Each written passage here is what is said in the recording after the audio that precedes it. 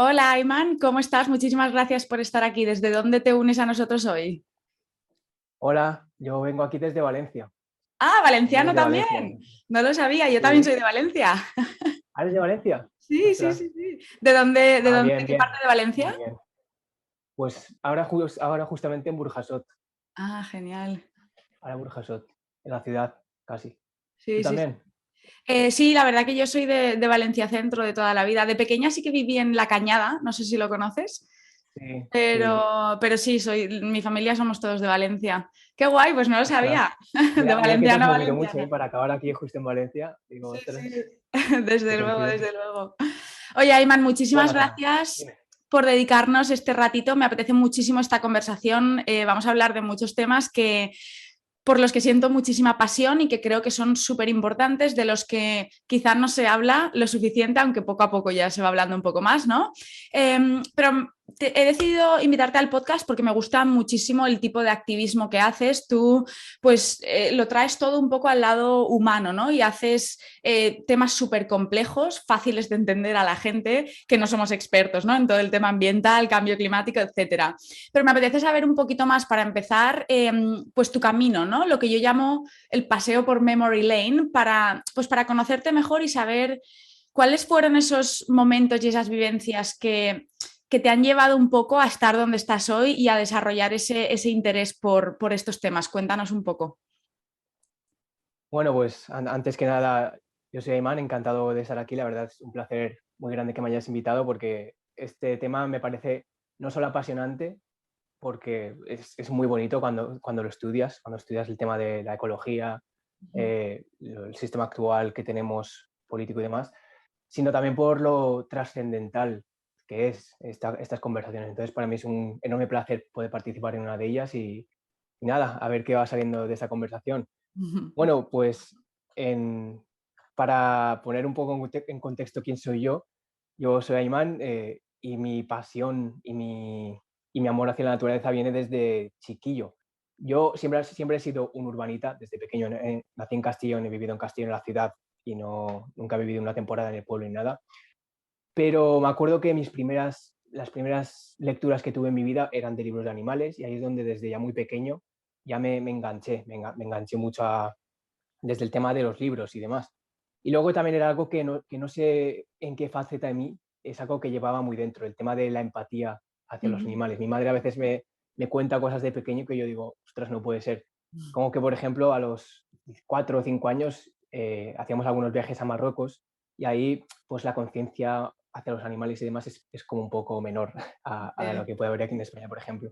Entonces me cuenta como que a veces íbamos un rato en caballo o me llevaba alguien en burro, porque es algo bastante común ahí, y en cuanto yo veía que el señor pegaba con el esto al caballo para esto, yo le montaba un pollo que hubo alguna que otra vez que incluso nos echaron de la carroza, porque era algo que no me gustaba ver.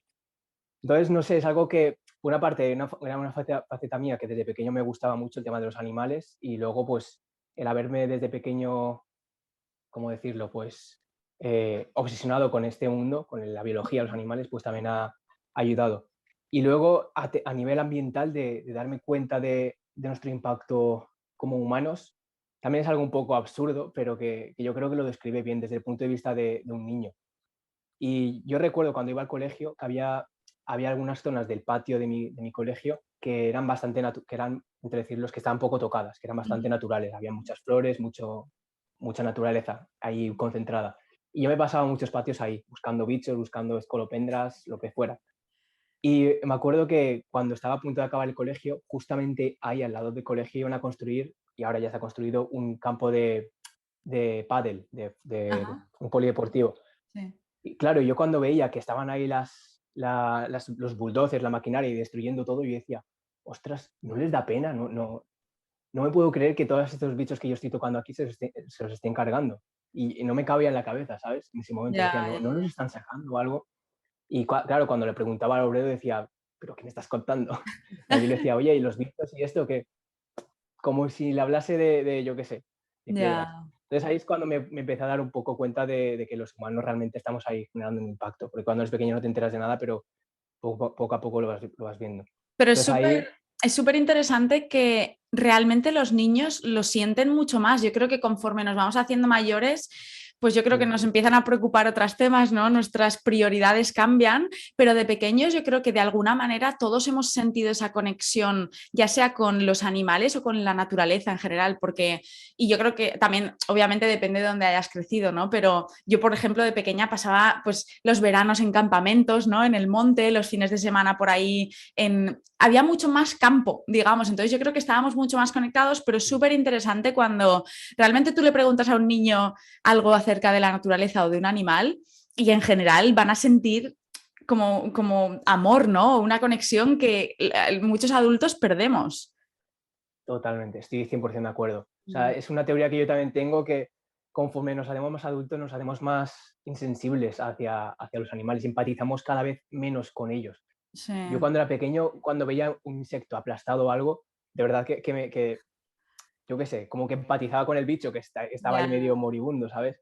Y ahora ya lo ves y te cuesta mucho, en plan, sí, sentir sí. ese dolor que seguramente de alguna u otra forma esté sintiendo. Esto pues suena muy hippie, pero bueno, que yo creo que No, es eso, pero que sí, sí. es así. Encima en Instagram, en las redes, abundan mucho los vídeos de niños defendiendo a las cabras y a los estos que van a matar y eso, y es que es así, Sí. Oye, y es así, la verdad. a nivel, digamos, profesional, a día de hoy te dedicas directamente, ¿no? A la consultoría ambiental. Sí, Cuéntanos un poco qué sí. estudiaste y cómo llegas ahí también. Sí, y yo a raíz de todo esto que os he comentado, desde pequeño ya quería dedicarme a la naturaleza de alguna forma.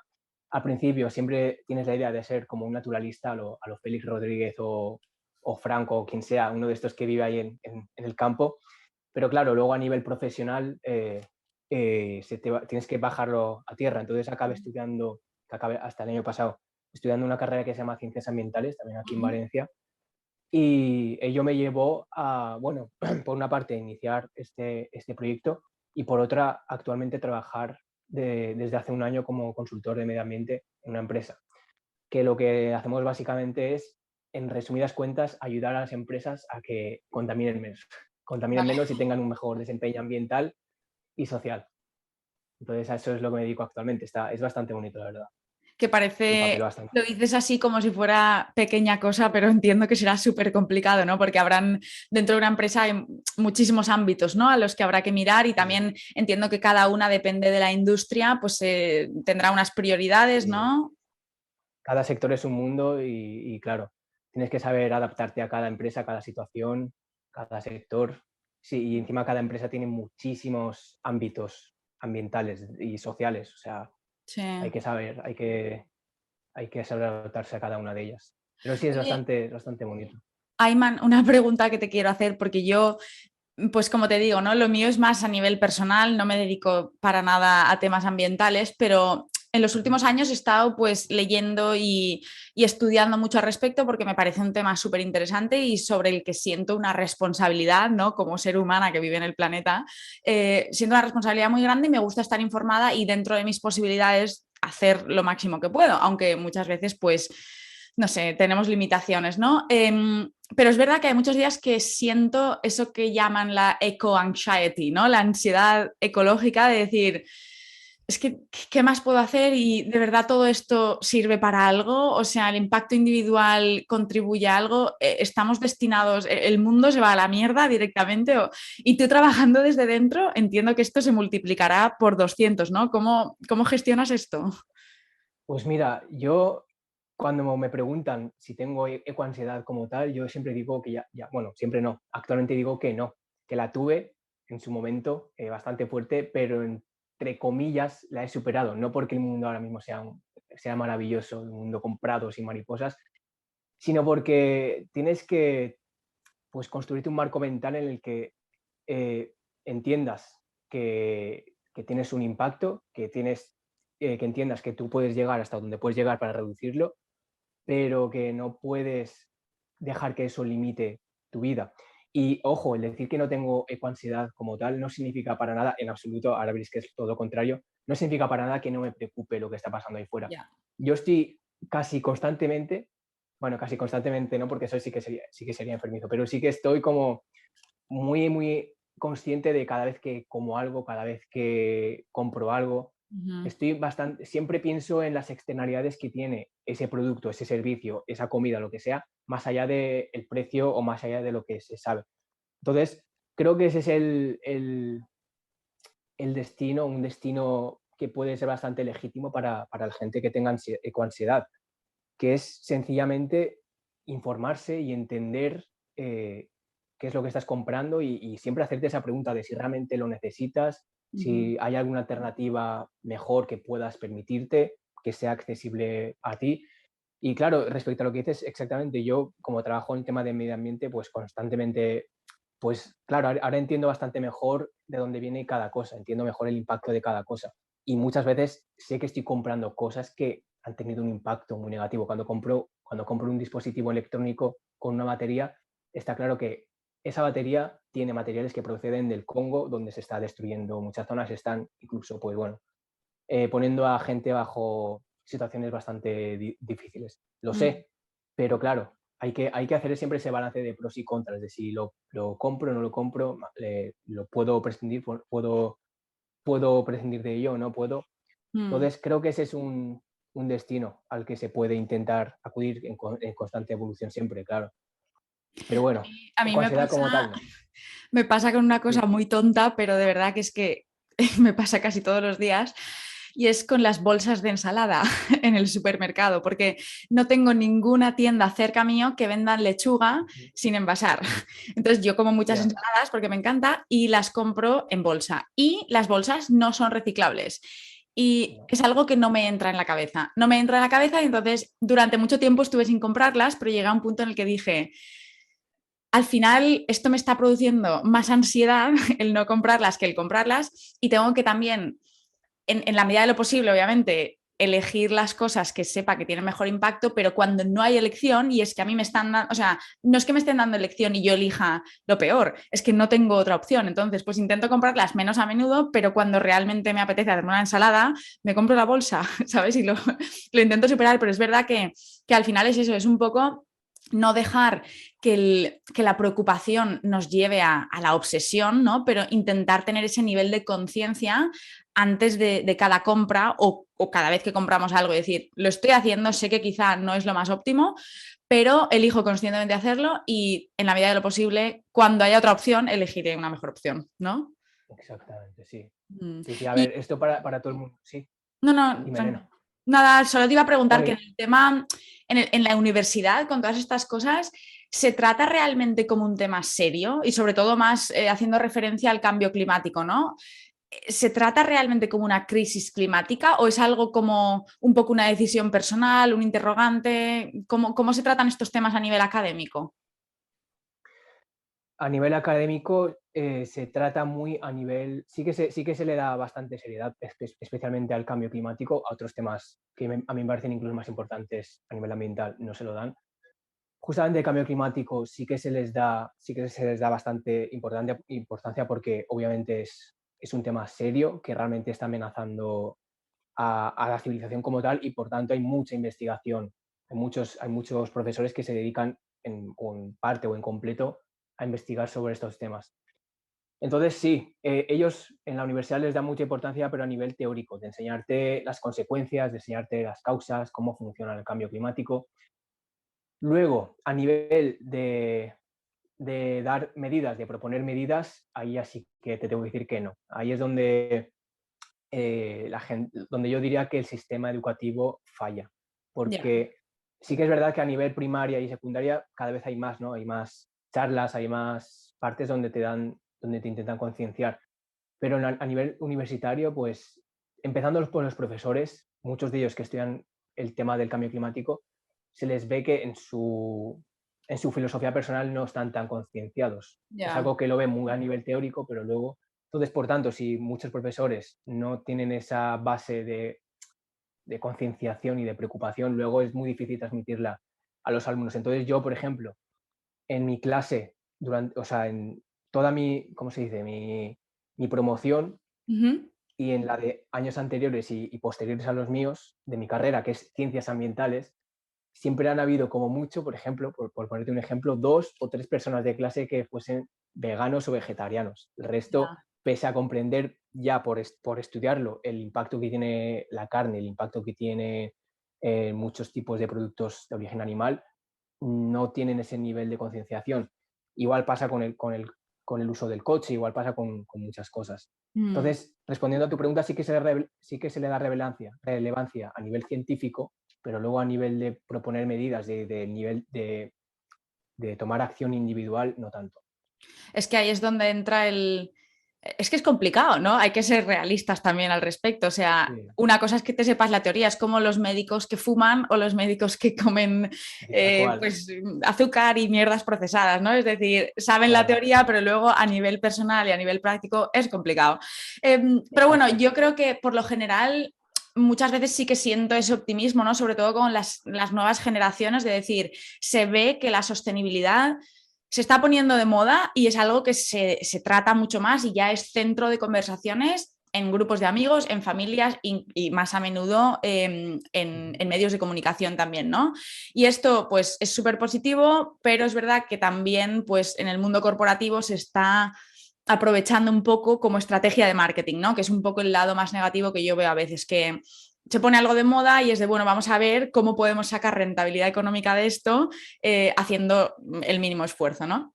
Pero bueno, antes de meternos de lleno en todo esto, quiero empezar un poco con lo básico, que es que nos expliques realmente qué significa el concepto de sostenibilidad, que yo creo que se utiliza tanto que realmente muchas veces ni siquiera sabemos lo que significa, ¿no? Y luego relacionado con el tema de las empresas y de utilizar la sostenibilidad de manera un poco pues más incorrecta, por ponerlo de alguna forma, el llamado greenwashing, ¿no? Explícanos estos dos conceptos, porfa.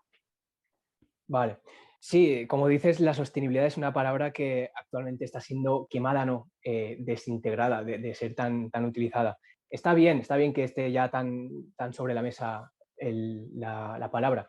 La palabra sostenibilidad referida a medio ambiente se refiere, según la definición oficial que se hizo en el informe Stern, un informe ambiental que salió en el 92, si no me equivoco, se refiere a que nuestras actividades humanas se puedan realizar sin comprometer a las generaciones futuras. Es decir, que lo que hagamos nosotros no degrade el medio, no degrade la sociedad, no degrade a las personas, no degrade nada para que no comprometamos a las generaciones futuras venideras a vivir en un mundo pues peor al que hemos vivido nosotros. Uh Ese -huh. es el concepto de sostenibilidad. Entonces, como tú dices, ha sido bastante utilizado y la definición ha sido bastante confundida. De hecho, hace poco hice un contenido, hice un vídeo donde hablaba sobre esto, sobre que la sostenibilidad como tal es una palabra que actualmente están utilizando muchas empresas, muchas corporaciones y gobiernos para maquillar sus actividades. Uh -huh. Porque si nos ponemos, si nos centramos únicamente en la definición de sostenible, hay muchas actividades que pueden ser sostenibles, pero que no por ser sostenibles son aceptables, ni deberían ser aceptables. Uh -huh. Cosas como la ganadería industrial, donde hay muchísimos impactos. Esos impactos se podrían corregir lo suficiente para que esa ganadería industrial fuese sostenible, pero igualmente no es una actividad que a largo plazo debamos aceptar por el Ya. hecho de ser sostenible. Igual pasa con por ejemplo, la caza de ballenas, que es algo bastante visual. La caza Uh de ballenas hoy en día en su gran mayoría es sostenible, -huh. porque aunque estás matando ejemplares de ballenas, no estás comprometiendo a la especie, porque se cazan ejemplares de especies que están bien. Uh -huh. Entonces, por eso hay que tener cuidado con el concepto de sostenibilidad, porque ya luego refiriéndonos al tema del greenwashing, hay muchas compañías que lo utilizan para maquillar sus actividades. Porque del concepto de sostenibilidad se deriva lo que es el greenwashing, que es precisamente eso, que las empresas como poco estén haciendo alguna acción sostenible en su actividad que les permita utilizar esa palabra en su web y en todo. Ya. O yéndonos a lo peor, que ni siquiera estén haciendo nada, pero que lo estén maquillando con la palabra sostenible.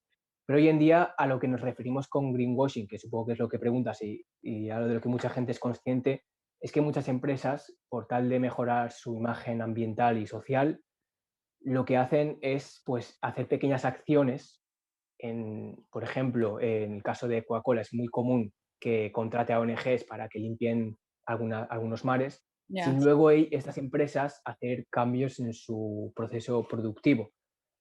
Entonces eso es algo muy, muy común hoy en día. Eh, ¿Qué pasa? Que yo creo que en realidad lo que está viendo ahora es como una evolución.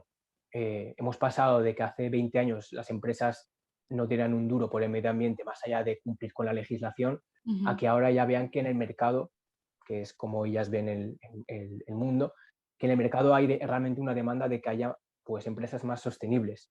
Entonces estamos como una evolución. Ahora las empresas, como están empezando a intentar maquillar, a mejorar su imagen, pues ya están empezando a hacer algunas pequeñas acciones. Ahora vamos a comentar. Mm. Y esperemos que esta evolución nos lleve a que en unos años realmente las empresas sí que estén haciendo acciones que minimicen su impacto dentro de lo que ellas hacen. Por poner un ejemplo, y esto ya viene a tocar donde yo trabajo. Hay empresas en el sector logístico, en el sector de transporte, que hoy en día, como no tienen capacidad de reducir sus emisiones, porque los vehículos que utilizan es muy difícil hacer que reduzcan sus emisiones, porque el vehículo eléctrico y de hidrógeno y demás no están todavía, no son todavía viables para el gran transporte, lo que hacen es intentar compensar su Eso. impacto ambiental mediante, por ejemplo, la neutralización de emisiones, que básicamente viene a ser plantar árboles. Mm. Eso puede ser visto como greenwashing, pero, y lo es en el caso de las empresas que hacen esto, pero que no toman ningún esfuerzo para realmente disminuir su impacto. Porque si una empresa pues, hace estas pequeñas acciones para decir, bueno, mira, aquí plantamos árboles, quedamos de la hostia, pero hacemos exactamente lo mismo, pues claro, ahí sí que podemos decir que está habiendo un greenwashing. Donde yo creo que sí que tenemos que dar un voto de confianza a las empresas es empresas que hacen estas acciones que al parecer no arreglan nada de lo que están ellas generando. Por ejemplo, plantar árboles, limpiar playas o yo qué sé, o donar dinero a una ONG y luego ponerlos en todas sus redes sociales. Si esas acciones vienen acompañadas luego con una intención real de que esa empresa poco a poco vaya innovando para reducir su impacto ambiental. Si es una empresa de textil, pues implementar mejores depuradoras en su fábrica para que ese agua que se ha contaminado pues no pues deje de contaminar tanto. O que ofrezca mejores condiciones laborales a sus empleados. Cosas de esas que realmente sí que repercuten en lo que están haciendo ellas mal, entre comillas. Entonces ahí es donde yo sí que creo que deberíamos dar un voto de confianza a las empresas si realmente están comprometidas. Sí, yo creo que totalmente de acuerdo contigo. O sea, yo nunca voy a criticar que una empresa elija plantar árboles como estrategia de compensación, ¿no? Por su impacto ambiental, pero me gusta como consumidora ver eso acompañado de un plan estratégico de cambios en los que dicen, bueno, de aquí a 5 años este es el objetivo y estos son los pasos que vamos a ir dando. Y esto tenemos que ser muy realistas al respecto. O sea, y lo mismo a mí me pasa muchas veces hablando pues con grupos hosteleros y restaurantes con los que trato a diario en el trabajo. Muchos quieren reducir la cantidad de productos animales que utilizan en sus menús, por ejemplo, pero es verdad que en las cocinas tienen desafíos enormes para habilitar zonas donde solamente se cocinen pues, productos plant-based, ¿no? Entonces, hay que ser realistas. Estos cambios no se pueden hacer de la noche a la mañana y lo que no podemos hacer es, como consumidores, el cancelar, ¿no? O empezar a boicotear a ciertas empresas porque no hagan todo ya. Yo creo que, o por lo menos desde mi punto de vista, como yo lo veo es a las empresas a las que yo apoyo como consumidora son las que están ya haciendo algo y tienen planes reales, tienen un roadmap, ¿no? Un plan a 5 años o a los que sean de acciones claras que te están demostrando que realmente tienen ese compromiso, ¿no? Con el medio ambiente a largo plazo y no es simplemente por cada X vamos a plantar un árbol, pero todo lo demás que estamos haciendo vamos a seguir calladitos al respecto, ¿no? Porque entonces ahí es donde yo creo que ese es donde está la diferencia entre el greenwashing y entre el compromiso real. ¿Estás plantando árboles y ya o estás plantando árboles y tienes un plan muy claro, ¿no? Claro, es una línea bastante difusa. A veces no es Exacto. fácil de... Sí, y además es eso, al diferenciar. final se nos pone la presión a nosotros como consumidores muchas veces y es donde pues es el dar el paso, ¿no? Más allá de investigar un poco antes de hacer cada compra, que no siempre se puede hacer, también hay que ser realistas al respecto, pero bueno, en la medida de lo posible intentar ir un poquito más allá, leer las webs de las empresas, un poco pues ¿no? estar un poco al día con lo que hacen y a partir de ahí ya tomar decisiones. Pero bueno, hoy quería centrar un poco más la conversación en el tema del impacto ambiental de nuestra comida, ¿no? Porque yo creo que pues, se habla mucho de energías renovables, sabemos que los combustibles fósiles son pues una causa prioritaria, ¿no? de muchos problemas ambientales, pero al final yo creo que a nivel individual, donde realmente podemos tener un impacto más grande, porque comemos 3, 4, 5 o 6 veces al día, es en la comida, ¿no? Entonces, ¿cómo afecta realmente lo que ponemos en nuestros platos al planeta? Efectivamente es, perdón, efectivamente es tal y como lo has dicho. La comida, nuestra dieta es donde más impacto generamos, donde realmente más a nivel individual, más cosas generamos a nivel ambiental negativas. Eso puede ser malo, pero también puede ser muy bueno, porque ahí es donde más podemos atacar y para mejorar nuestras acciones. Entonces, sí, efectivamente, lo que ponemos en nuestro plato afecta muchísimo y lo hace de muchísimas formas, porque derivado de nuestra dieta, la agricultura es la actividad humana que más impacto genera sobre el planeta, mucho, mucho, mucho más allá de la minería, de las fábricas, de los coches, de todo, la agricultura. ¿Por qué? Pues la principal razón, pues porque ocupa cada vez más y más terreno natural del poco que va quedando.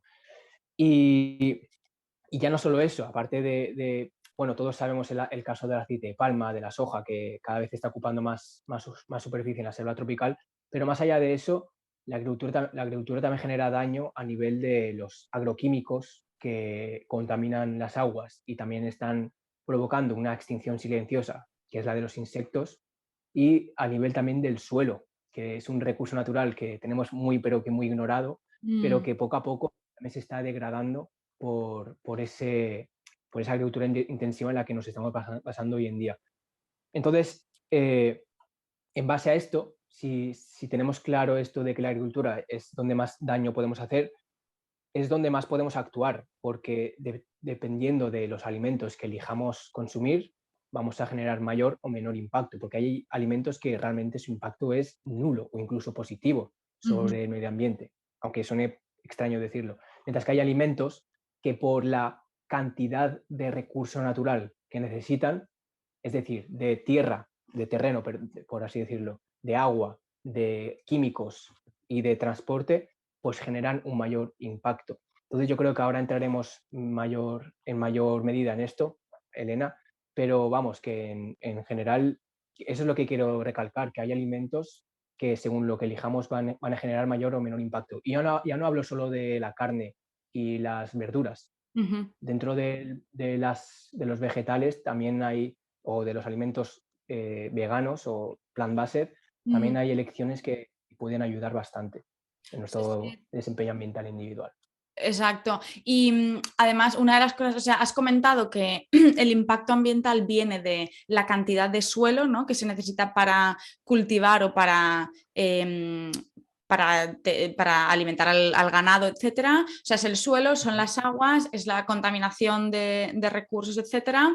Y muy importante también los gases, ¿no? que emiten algunos animales que en Cierto. contraposición las plantas no emiten, porque el metano, que Ujú. son lo que vienen a ser los pedos, ¿no? de las vacas, es uno de los gases que más contamina, ¿no? gases de efecto invernadero. Pero si ponemos, digamos, como dices, ¿no? O sea, hay muchos alimentos que ya sean del mundo vegetal o del mundo animal, cuando los pones en una escala hay muchísimas diferencias. ¿Nos puedes ayudar un Ujú. poco? Porque al final lo que yo pretendo un poco con esta conversación es entender un poco más el impacto, ¿no? de ciertos alimentos y luego a nivel individual cómo pues, tomar mejores decisiones para reducir nuestro impacto. Entonces, si ponemos en una escala los diferentes alimentos, ¿qué sería? La carne roja el peor, ¿no? En teoría es es la que más contamina y a partir de Sin duda ahí alguna. cuéntanos un poco de los alimentos más típicos, pues pollo, huevos, plantas, o sea, mete un poco, haznos una escala de mayor a menor cómo crees que están organizados. Sí, a ver, a nivel de más típicos, tengo que decir que si lo miramos a nivel global, el mundo ya es bastante plant-based. O sea, la dieta mundial suele estar mucho más basada en vegetales. Más que nada porque la carne es un alimento de lujo, aunque hoy en día no nos quepa en la cabeza porque el bacon está a 1 euro en el Mercadona. La carne es un alimento de lujo ya no solo por, bueno, principalmente por el gran coste que tiene en recursos, porque aunque en el precio eso no se refleje hoy en día, es un alimento que tiene un gran impacto. Entonces, a nivel de escala, si tenemos que poner una escala de los alimentos con mayor impacto ambiental en general, eso es bastante, bastante difícil de hacer como tal, porque siempre hay algunas áreas donde hay más impacto y donde hay menos impacto, pero el alimento número uno, obviamente, eso ya no hay discusión alguna, es la carne roja y especialmente, principalmente, sobre todo, la de vacuno, porque la carne de vacuno está muy por encima del impacto sobre las demás carnes. ¿Por qué? Pues principalmente por el tema del metano, porque las vacas, aparte de los pedos, también es curioso decirlo, la principal fuente por la que las vacas emiten el metano es por los eructos, igual que nosotros, porque son rumiantes, entonces como tienen que digerir mucho los alimentos, pues sacan muchos eructos, muchos pedos y ahí es donde están emitiendo muchas cantidades de metano. Pero a nivel personal, si me preguntas como opinión, yo creo que el mayor impacto de la carne no es el metano, no es el cambio climático, es todo lo que viene detrás. Ujú. Porque cada vez que estamos consumiendo carne, tenemos que saber que estamos arrebatándole ciertos metros, ciertas hectáreas al Amazonas, principalmente, porque la carne se alimenta a partir principalmente de pienso basado en soja que procede en mayor medida del Amazonas, Ya. de las plantaciones que se hacen en el Amazonas. Entonces, aunque parezca difícil de creer, cuando estamos tomándonos un filete, estamos arrebatándoles ciertos metros de terreno natural que nunca va a volver a existir, o en milenios no van a volver a existir, al Amazonas. Y aparte de eso, estamos contaminando todo el agua que requiere ese filete de carne, porque cada kilo de filete de carne consume unos 15.000 litros de agua. 15.000 litros de agua que no es que desaparezcan, pero sí que se contaminan y Ya. muchas veces acaban contaminando el entorno donde esa vaca se ha criado. Entonces hay muchos impactos derivados de este alimento, de la carne. Y eso es algo que la gente que cada vez que consuma carne tiene que al menos saber. Luego está el impacto que, a mi parecer, es el más importante, que tenemos que tener en una escala, pero que muchas veces no se tiene en cuenta, que es el sufrimiento animal. Ujú. Porque mientras las plantas generan un sufrimiento animal bastante, bastante bajo, la carne, sobre todo la carne que comemos hoy en día, que suele ser carne barata que se ha obtenido de granjas industriales, Ya. tienen un grado de sufrimiento animal bastante alto que también nos debería preocupar. Entonces, en una escala, la carne roja, la carne vacuna, la carne de cerdo, la carne de pollo son los alimentos que mayor impacto generan. Y por Mm. tanto, como os he dicho antes, el mundo es plan base porque es un alimento de lujo y mientras aquí nos lo podemos permitir porque las granjas industriales trabajan a toda leche y minimizan muchos impactos, bueno, minimizan muchos costes porque no los tienen en cuenta. En el resto del mundo, en muchas zonas de Asia y en África, todavía no consumen tanta carne porque ahí ellos mismos lo viven. Es un alimento de lujo. La vaca que tienen no la pueden matar porque criar y hacer grande a una vaca es algo que tiene un coste muy grande. Claro. Entonces, bueno, para no enredarme más con eso, otros alimentos que tienen un impacto importante son, por ejemplo, por decirlo en general, el chocolate es un alimento que creo que es el alimento vegetal con una mayor huella de carbono actual, Ujú. porque donde se produce se están talando grandes cantidades de bosques tropicales, porque obviamente el chocolate no crece en todos lados, crece en zonas con ciertas condiciones ambientales, principalmente en el África subsahariana, donde empieza un poco la selva tropical. Y cuando estás plantando chocolate, estás como, por así decirlo, renunciando a capturar muchas toneladas de carbono que se hubiesen capturado, Ya. porque estás talando esas superficies. Otros alimentos, uno que gusta mucho hoy en día pero que ¿El también tiene un café? impacto. El café es uno de ellos, sí, ese también le iba a decir. El café también, ese no lo tengo tan investigado, pero sí que también en Centroamérica y partes de Sudamérica es donde se obtiene el café. También se están talando muchas áreas forestales, ya no tanto del Amazonas, sino de otros bosques tropicales, Ujú. que cabe recordar que son muy valiosos por la biodiversidad que tienen. Entonces sí, es un alimento que también tiene un impacto y que es de los más vendidos en el mundo.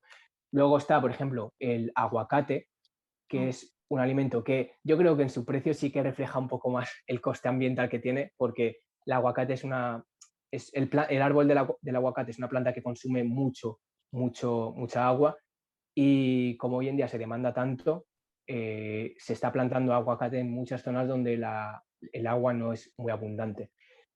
Esto os lo estoy diciendo porque, aparte de la carne, también hay alimentos vegetales que generan bastante impacto. Obviamente no es que haya que renunciar a ellos, pero sí que hay que tenerlo en cuenta, y sobre todo hay que intentar conocer el origen de esos alimentos. Porque, por ejemplo, eh, si nos ponemos a nivel general, cualquier cultivo agrícola, dependiendo de dónde se plante, puede ser bueno, puede ser malo o puede ser casi neutro para el medio ambiente. Una plantación de arroz aquí, por ejemplo, en Valencia, donde nosotros vivimos, Mm. puede ser normal o puede ser mala dependiendo de dónde y cómo se plante. Tú sabrás que en Albufera el arroz es un alimento que, bueno, es un cultivo que se planta en grandes superficies, pero que está dañando de forma bastante dura a la Albufera, que Sí. es, que es un humedal, que es una reserva natural muy valiosa que tenemos aquí, pero que por estos cultivos está siendo bastante dañada por la emisión de los contaminantes tóxicos. Pero claro, luego si plantas arroz bueno, en Asia, por ejemplo, en muchas zonas de Asia, el impacto es bastante menor porque se plantan zonas donde hay bastante más agua, donde no se utilizan tantos pesticidas. Entonces Ujú. también hay que tener en cuenta el origen de esos alimentos, porque dependiendo de dónde y cómo vengan, tendrán un impacto más grande o más pequeño. Yo con todo esto que me parece fascinante y a veces también pues, se nos olvida, ¿no? Que tendemos a centrarnos solo en productos de origen animal, y es verdad que dentro del mundo vegetal también hay que ser críticos, ¿no? Con nosotros mismos y decir, oye, ¿cuántos? Lo que pasa es que aquí es donde yo, cuando me paro a reflexionar sobre estos temas, pienso, yo es que a lo mejor me como medio aguacate o un aguacate a la semana. ¿Es mucho? Pues quizá es más de lo que era hace 100 años, cuando la globalización no existía y no teníamos acceso a alimentos que no eran de nuestra región, ¿no? Pero el problema, yo creo, es la escala a la que se está produciendo y consumiendo los productos animales, que eso es lo que no es sostenible realmente. Si todo el mundo consumiera carne solo una vez a la semana, se solucionarían muchísimos problemas.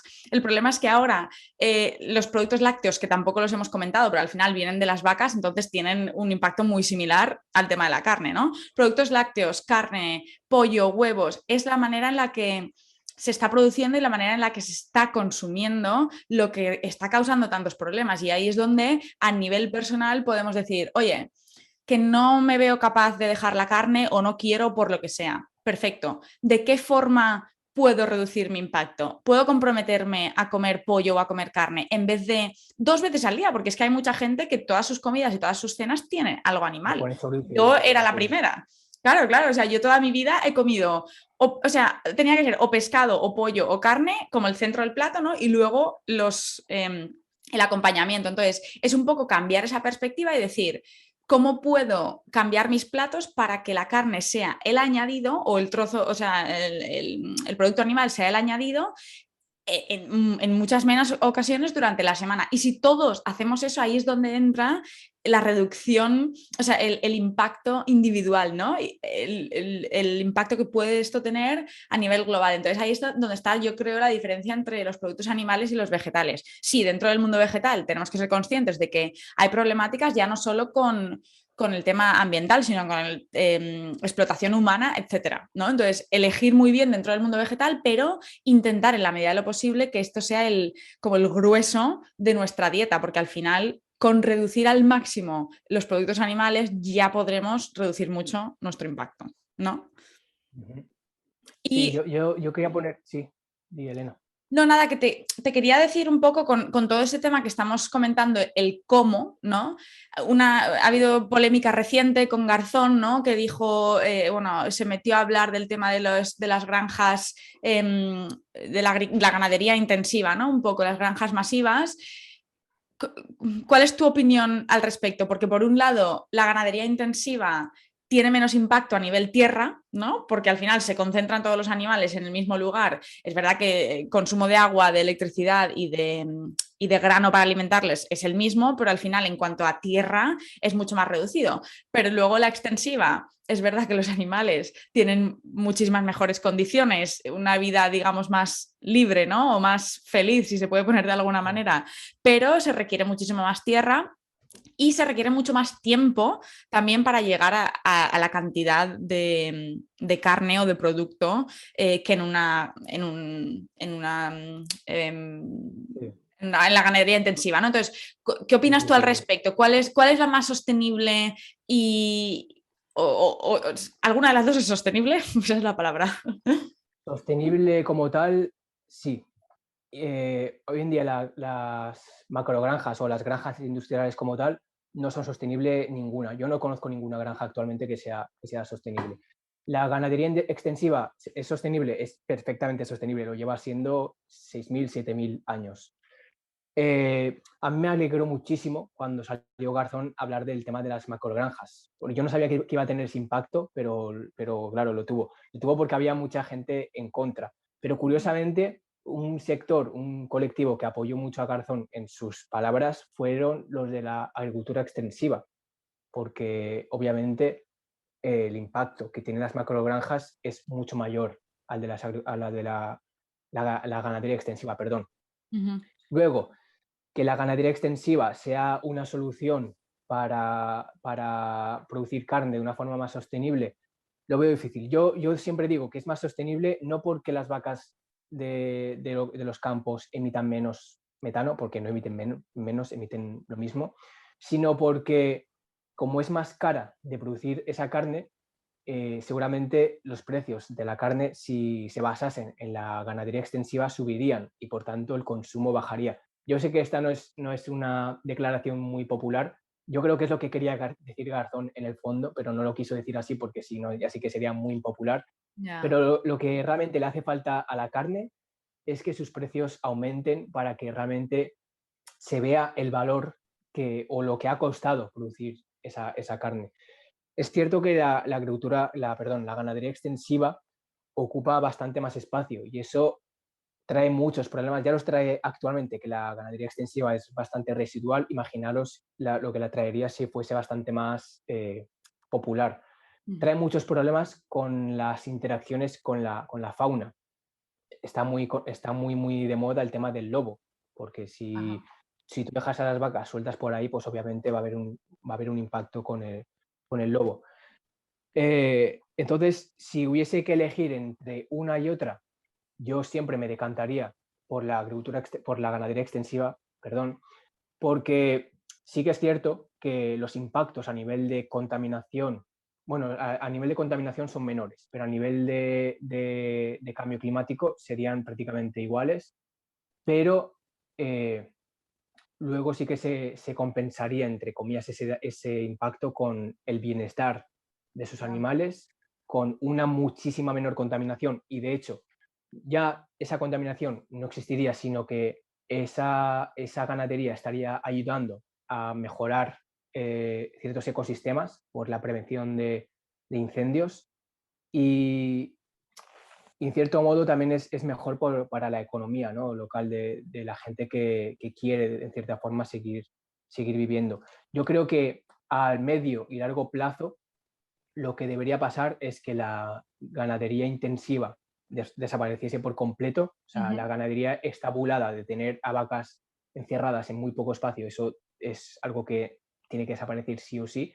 Igual pasa con los pollos, igual pasa con los conejos, igual pasa con todo, para que durante las siguientes décadas la ganadería extensiva gane un poco más de fuerza. Sí que es cierto que va a ocupar más zonas naturales, lo cual no es bueno, no es algo que deseable hoy en día, pero sí que es cierto que a largo plazo es mejor porque seguramente a largo plazo, de una forma u otra, la carne va a ser un producto bastante residual por Ujú. el tema de los sustitutos vegetales que hay, que imagino que luego lo comentaremos.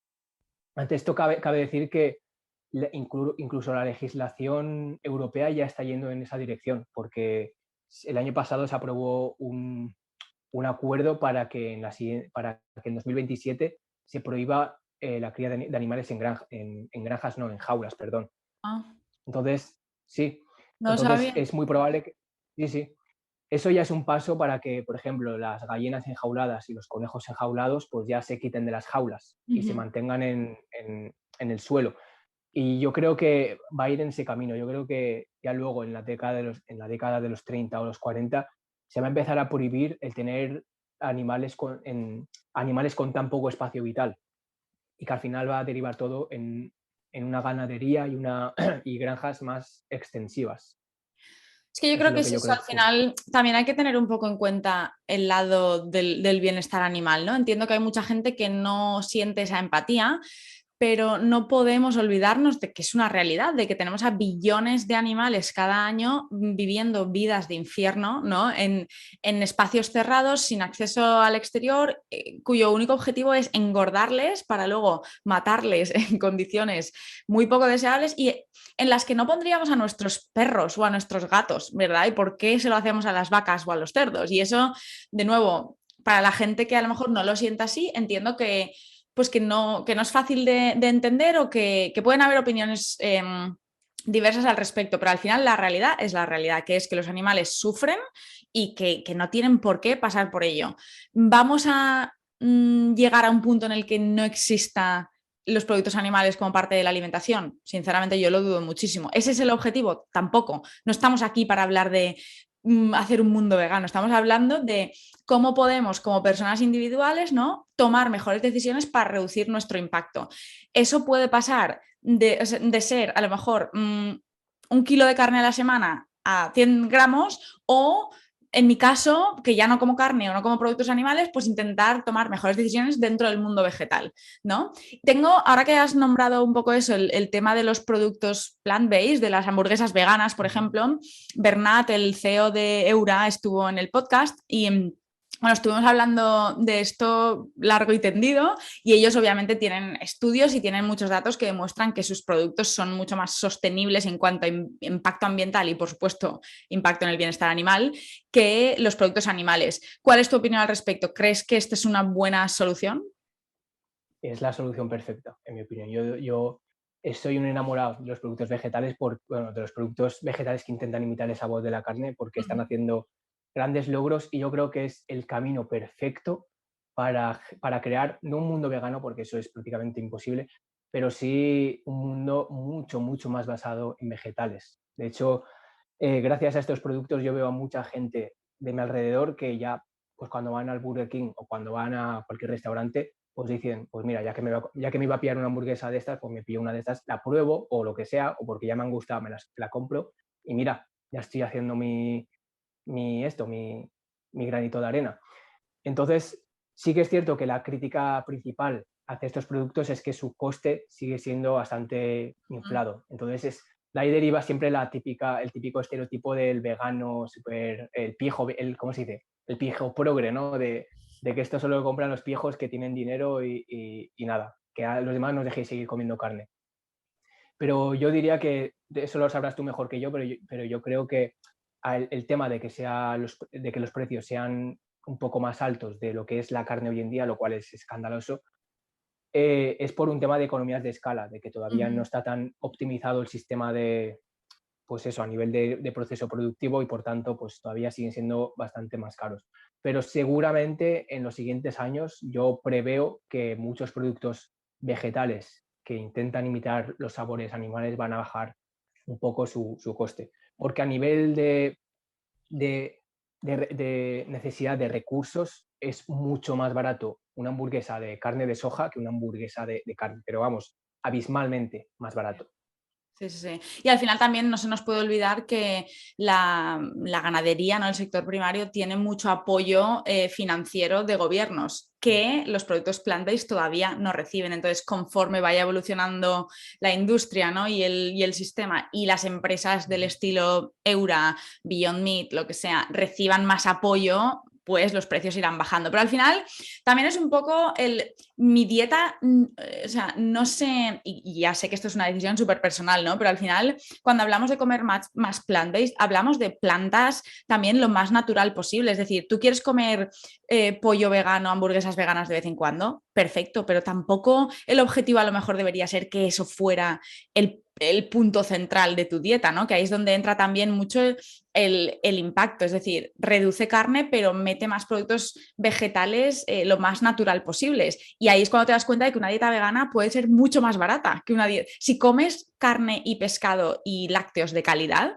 es muchísimo más caro que una dieta vegana, porque en una dieta vegana en la que el centro del plato no son los productos alternativos, digamos, las proteínas alternativas, eso es como un añadido. Al final, las legumbres, los granos, las semillas, pues algunas son un poquito más caras, pero por lo general es mucho más barato que todos los productos animales, sí, sí. Y Sí. hay una cosa que has tocado por encima, que, bueno, cuéntanos un poco brevemente el tema del origen de los productos, porque se habla mucho, ¿no? De consumo local, ya sea a nivel vegetal o a nivel animal. Realmente, por lo que yo tengo entendido, el porcentaje, dentro del impacto de un alimento, el transporte es un porcentaje muy pequeño. Por eso es verdad que dentro de lo posible, si se puede apoyar lo local, más desde un punto de vista de apoyar a la comunidad, es, por supuesto, la opción mejor, ¿no? Sí. O recomendada, pero a nivel impacto, ¿cuál es tu opinión al respecto? ¿Crees que debemos elegir producto local? ¿Realmente las emisiones del transporte no afectan tanto? ¿Cómo debemos enfocar esto?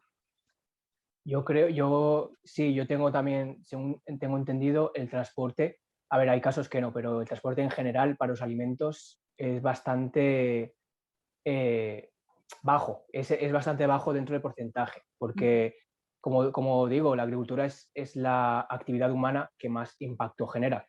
Entonces, cualquier alimento que estés plantando también va a generar sus emisiones de CO2 por la maquinaria agrícola, por los fertilizantes, que en muchos casos también tienen efecto invernadero. Entonces, a nivel de darle prioridad a los alimentos locales, está bien está bien, pero claro, yo siempre digo, para estas cosas también hay que estar informados, hay que informarse un poco. Lo puedes hacer, siempre estará muy bien que lo hagas para productos que tú sabes que se producen cerca y que lo haces para un sector que tiene necesidad y que realmente les apoyas mucho, pero yo no veo nada malo en general comprar alimentos de otras zonas del mundo, porque cuando estás comprando, por ejemplo, bananas de Centroamérica, estás también apoyando a las comunidades de esas zonas que también tienen dificultades incluso mayores a las de aquí. Pero Ya. como digo, siempre hay que estar informado, porque claro, cuando estás comprando cacao, también estás comprándole cacao a un empresario que tiene niños esclavizados literalmente. Entonces también, como digo, siempre hay que estar informados del tipo de alimento que estás comprando y el origen exactamente que tiene. Entonces, prioridad para algunos alimentos, por ejemplo, aquí en Valencia, yo intento siempre comprar el arroz pues, de la zona de aquí. Siempre intento que sea ecológico y que no venga de la zona esta de Albufera, que está contaminando la Albufera. Pero, pero eso, luego hay alimentos que no tengo ningún remordimiento de comprarlos de otras zonas del mundo. Ya, ya, ya. Yo creo que es Porque eso, al final es intentar informarnos, ¿no? Lo máximo posible y como decía antes, que no nos obsesionemos, que tomemos decisiones que sepamos con las que nos sentimos a gusto nosotros y que sepamos que en la medida de lo posible están apoyando la comunidad local, pero otras comunidades que al final viven gracias a esto. Entonces, pues eso sí, es el informarse un poquito más no sé, informarse un poco al respecto e intentar siempre, en la medida de lo posible, tomar las mejores decisiones. Para terminar, y sé que esto daría para un podcast por separado, pero es algo que creo que es súper importante, es el tema de la pesca, porque hablamos muchas veces del impacto ambiental de sí, la carne, de los lácteos, de los huevos, pero se nos olvida que matamos billones, también pescamos billones de peces al año y a la vez el tipo de pesca con el que, o sea, sí, el tipo de pesca luego causa muchísimo daño a otras especies y a la biodiversidad marina, etcétera. ¿Qué está pasando en los océanos? Porque Seaspiracy en Netflix, el documental, la verdad que fue increíble y abrió los ojos a muchas personas, pero luego es verdad que pues ves un trozo de sushi, ¿no? Un poco de salmón y se nos olvida la realidad y es muy difícil tomar decisiones que sabemos que cuidan un poco el medio, ¿no? Cuéntanos muy brevemente cuál es la problemática con la pesca masiva, qué está pasando en los océanos y ¿es algo que también nos debe preocupar o no tanto como la carne? Pues efectivamente el documental este de Seaspiracy, que yo imagino que muchos han visto porque fue todo un éxito, a mí me alegró muchísimo que saliera porque puso eso, puso este tema sobre la mesa, un tema que estaba muy, muy olvidado también para la gente. Sí que es cierto que el documental tenía algunos errores científicos, pero a nivel general el impacto que tuvo ha sido muy, muy, muy positivo. Ujú. La pesca industrial en la que nos basamos hoy en día es otro problema ambiental muy, pero que muy grave. Y también volvemos a lo mismo, ya no es solo en un ámbito, sino que son en varios ámbitos. También hay que decir que también depende del tipo de pescado que estás consumiendo, porque el pescado que más impacto se sabe que tiene es el salmón, porque es un pez que para hacerlo crecer o para pescarlo tienes que haber matado o dañado a muchos otros peces. Ujú. Y eso pasa igual con muchos depredadores, con peces que son depredadores, que son peces que son poco abundantes y que además para hacerlos crecer hace falta mucho tiempo, muchos peces, entonces indirectamente estás haciendo daño a muchos otros peces.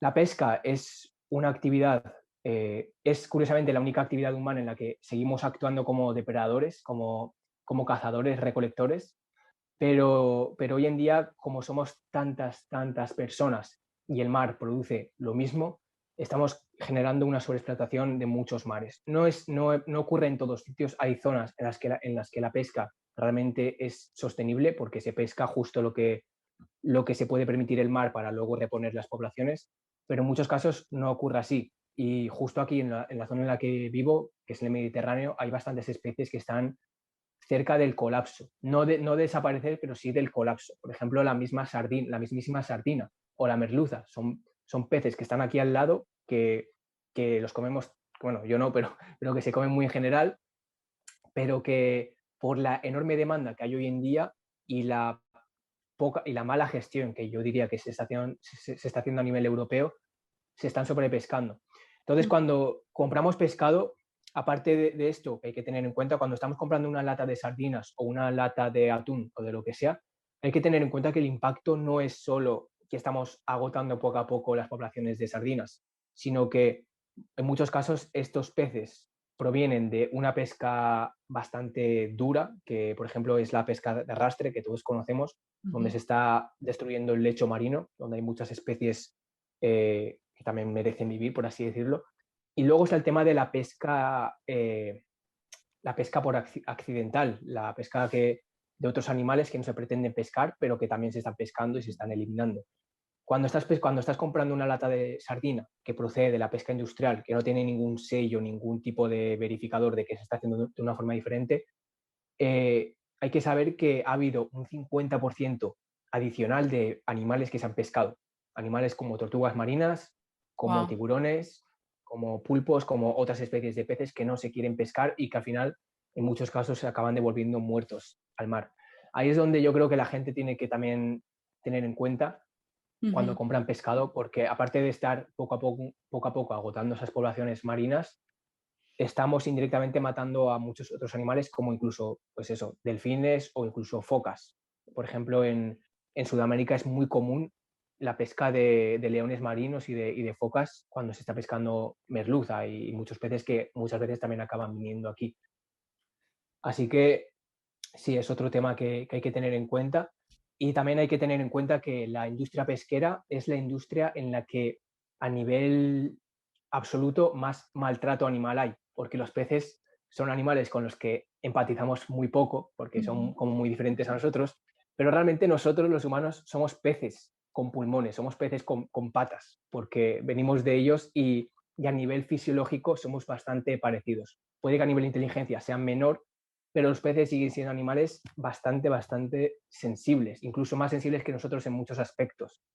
Entonces, cuando estamos matando a miles y decenas de miles de peces de una sola tirada, de una forma tan dura como el aplastamiento, como el ahogamiento, como el desmembramiento, estamos generando un impacto a nivel de maltrato animal que no cabe en la cabeza. Y eso también hay que tenerlo en cuenta, aparte de la pesca incidental, el agotamiento y todo esto. Bueno, igual haremos otro episodio por separado sobre todo el tema de la pesca, que Sí, creo que aquí da para ello. da para uno. Además, bueno, también existe el tema de los acuíferos, ¿no? Se llaman acuíferos, como si fueran las granjas intensivas, pero... Acuicultura, Acuicultura, eso sí. es, perdona. Sí. Que eso que mucha gente se le olvida, pero creo que es el 50% del pescado mundial viene de ese tipo Sí, de, sí. de, de- Pero lo absurdo, sí, sí. Lo absurdo ahí es que hay muchas especies que para alimentar a esos peces de las granjas de peces hay que pescar peces de fuera, porque esos peces que estás criando se alimentan de peces también. Claro, al final es todo un ciclo vicioso, ¿no? Pero bueno, quiero quedarme con una nota un poco más positiva porque al final yo creo que es eso. Hemos hablado de la problemática, hemos hablado de el impacto de ciertos alimentos, pero la realidad es que muchísima más gente está intentando, haciendo lo mejor posible para reducir el impacto. Tenemos muchísimas alternativas ahora que nos hacen a todos la vida un poquito más fácil, ¿no? Si elegimos consumir menos productos animales y tal.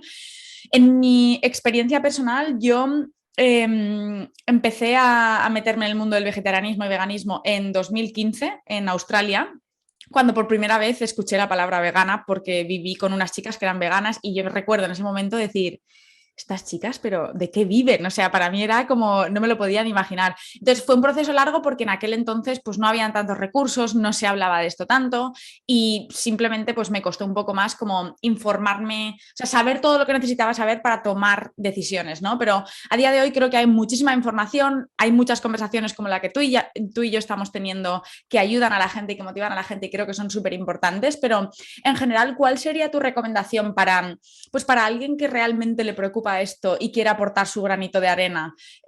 ¿Cómo recomendarías a lo mejor pues empezar a hacer ciertos cambios o a tomar ciertas decisiones para reducir su impacto? Bueno, lo primero es no culpabilizarte demasiado, porque si te culpabilizas, al final te paralizas y o bien te paralizas o acabas intentando autoengañarte con que todo eso es mentira. Eh, todos tenemos un impacto, eso, todos, hasta el más ecologista, hasta el más hippie, tienen un impacto, eso lo tenemos que tener en cuenta, entonces no hay que culpabilizarse ni agobiarse demasiado. Y si eres alguien que, dirigiéndome a gente que todavía consume carne, pero que estas cosas le preocupan, no hay que renunciar ya a la carne, o ni siquiera hay que renunciar a la carne como tal, como ha dicho Elena antes. Lo que puedes hacer es esos pequeños pasos de, bueno, ya que hay tantas alternativas hoy en día para, yo qué sé, si me apetece un día una hamburguesa, pues comerme una hamburguesa sin tener que comprar carne, pues intentar también acudir un poco más a esas alternativas. Uh-huh. Y luego, pues simplemente eso, investigar sobre las recetas que hay, porque hay muchísimas muy buenas recetas basadas en vegetales, que te pueden, por una parte, eso, reducir tu impacto ambiental y por otra parte, mejorar tu alimentación a nivel Uh-huh. de sano. Eh, y luego también, como para alimentar esa parte curiosa que todos tenemos, pues informarte. Hay muchísimos vídeos, hay muchísimos documentales, hay muchísimas cosas que sin entrar en temas muy negativos, pues pueden ayudarte a saber un poco más qué es lo que está pasando en el mundo, Uh-huh. qué es lo que tú indirectamente también estás contribuyendo a generar, cosas buenas y cosas malas. Uh-huh. Yo creo que esas son las cosas que cualquier persona puede hacer hoy en día. Totalmente de acuerdo. Y para terminar, una pregunta que le hago a todos los invitados, que es que, como si miras atrás, ¿no? En los últimos 12 meses, más o menos, último año así, ¿cuál ha sido la lección más importante que has aprendido? Y mirando hacia adelante, ¿cuál es tu, digamos, tu deseo más grande? ¿A nivel general o a nivel de...? A nivel general, sí, sí. Como Ayman, como persona, puede estar relacionado con estos temas sin problemas, pero es un poco como, sí, cómo has vivido estos, pues los últimos 12 meses o así, qué lección ha sido la que... Eso es un poco porque al final yo creo que todos en nuestro día a día vamos aprendiendo lecciones a diario y no las compartimos lo Sí. suficiente. Entonces me gusta mucho hacer esta pregunta porque pues aprendo mucho de la persona al otro lado y al final yo creo que sí, son lecciones súper valiosas que nos sirven a todos, ¿no? Entonces por eso. Sí, pues mira, relacionado curiosamente con este tema, una lección que me he llevado hace poco es un poco extraña, pero creo que a lo mejor a alguien le puede servir. Para todas aquellas personas que les gusta o que tienen tendencia a saltarse ciertas comidas o a comer menos o yo qué sé, no darle tanta importancia a la alimentación, creo que es muy, muy, muy importante no saltarse comidas y comer bien. O sea, estar bien comido, porque eso a nivel mental y a nivel físico creo que se nota mucho. Yo es algo que personalmente he descuidado mucho, el tema de comer. Siempre hay, como soy una persona de poco apetito, pues muchas veces pues digo, pues no como. Y así encima minimizo mi impacto ambiental. No, pero sí que creo que la comida es algo muy importante porque al Fundamental. final esa típica frase de somos lo que comemos está muy dicha, pero es más cierta que la realidad misma. Creo que hay que vigilar bastante cuánto comemos y lo que comemos, porque también dependiendo de lo que comemos vamos a estar mejor o peor. Y aunque parece que lo estoy intentando relacionar con todo esto que hemos hablado, no estoy intentando relacionar, yo creo que es algo real y punto. Una dieta basada en vegetales que la hagas bien puede darte mucha, mucha vitalidad. No digo que la carne sea mala, la carne realmente también tiene muchos beneficios porque tiene muchos nutrientes y demás, pero una dieta basada en plantas, bien realizada, te puede dar muchas, muchas, muchas ventajas a nivel mental y psicológico. Y lo digo en serio, ¿eh? Totalmente de acuerdo, totalmente de acuerdo. Además, yo lo he vivido en primera persona y para mí ha sido increíble. O sea, como tú dices, no hay que negar que muchos nutrientes de procedencia animal son muy buenos, pero es que los puedes conseguir de origen vegetal también, con el beneficio Sí. añadido de que reduces el impacto, el sufrimiento animal y te da una energía, una vitalidad enorme. Y mirando hacia adelante, ¿tienes algún objetivo a nivel personal, a nivel profesional que, digamos, sea como tu prioridad o tu mayor deseo? Sí. Eh, yo a nivel vital, lo que me gustaría lograr en los siguientes años es poder dar un poco más de voz y ayuda a los animales del tercer mundo. Porque aquí en el primer mundo cada vez nos preocupamos más por los gatos abandonados, por los animales de las granjas y demás, pero en el tercer mundo es donde realmente necesitan una ayuda muy grande los animales, porque ahí no se les cuida, no se les cuida para nada en muchos casos y las leyes y demás los tienen muy, muy vulnerables. Entonces yo creo que ahí es donde me gustaría en los siguientes años enfatizarme para que ya también desde aquí, desde el primer mundo, nos preocupemos un poco más por ello. Yo sé que estamos abriendo como muchos frentes, ¿no? De preocuparnos por la contaminación, por esto, por lo otro, pero yo como prioridad me gustaría eso, intentar dar un poco más de voz a partir de proyectos y demás cosas que vayamos haciendo a animales de muchos países en vías de desarrollo, porque creo que les hace falta mucha, mucha ayuda. Pues me parece algo precioso y que además no he escuchado por parte de nadie, así que ojalá tengas la oportunidad de dedicar tu esfuerzo y tu energía a ello, que sé que hace muchísima falta y de nuevo es algo que pues es súper bonito, ¿no? Que realmente lo sientas así y que en la vida se pueden tomar muchas decisiones, podrías elegir, pues anda que no hay, ¿no? Opciones y que realmente sientas esa conexión me parece súper admirable y ojalá lo consigas. Si alguien quiere seguir tu camino, Ayman, y estar un poco al día con tu trabajo o quizá a lo mejor trabajar contigo, ¿dónde te pueden encontrar? Pues tengo dos vías principales de comunicación, que son a partir del proyecto de Carbono Vivo, el canal de YouTube, que es Carbono Vivo como tal, y en Instagram, que también es Carbono Vivo. Ahí cualquier persona que me quiera decir algo me envía un mensaje y yo enseguida contesto y encantado de hablar de lo que haga falta. Genial, pues Ayman, muchísimas gracias por tu tiempo, he aprendido muchísimo hoy. A ver si tenemos la oportunidad de hacer otro episodio otro o muchos, porque nos hemos ido por muchas tangentes. Pero Ya. nada, de verdad agradecerte de corazón tu tiempo, ha sido un auténtico placer y muchísimas gracias por todo el trabajo que haces, Muchísimas que me gracias a ti. parece súper importante. Muchísimas gracias a ti. Y espero que esto vaya más, porque el tema este hace falta más podcasts, hace falta muchas conversaciones sobre estos temas y me encanta haber participado. Y nada, muchísimas gracias por haberme invitado. Muchas gracias a ti, hasta pronto, Ayman. Galera, hasta luego.